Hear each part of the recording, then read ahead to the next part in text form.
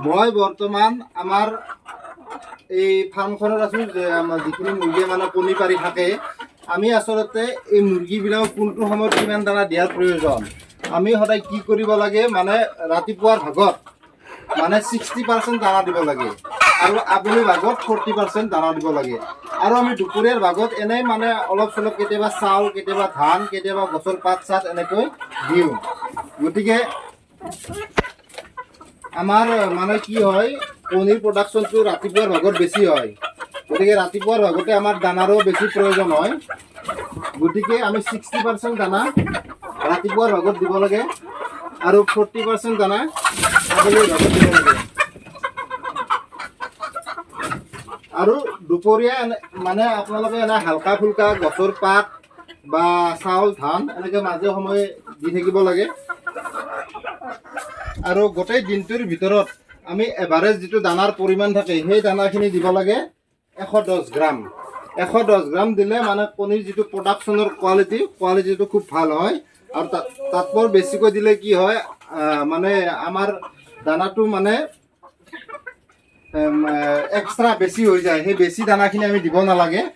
তাৰ ফলত আমাৰ লোকচান হোৱাৰ সম্ভাৱনাটো থাকে গতিকে তাতকৈ কমো দিব নালাগে এনেকৈয়ে আমি মানে কণী পৰা মুৰ্গীখিনি মেইনটেইন কৰি আহিছোঁ আৰু এতিয়া আমি ধুনীয়াকৈ চাউলখিনি ছিটাই দিলোঁ ইহঁতে খাই থাকিব আৰু লগতে এতিয়া মই অলপ কণী কালেকশ্যন কৰি দেখুৱাওঁ কণীও নিয়া হোৱা নাই আজি এতিয়া কণী লৈ যাম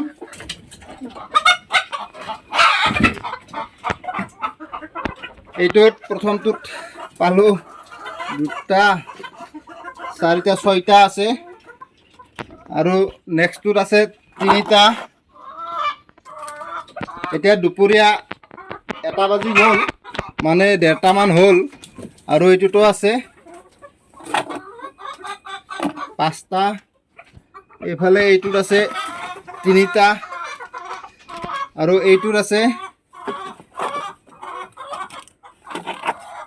এইটোতো 8টা মান আছিলে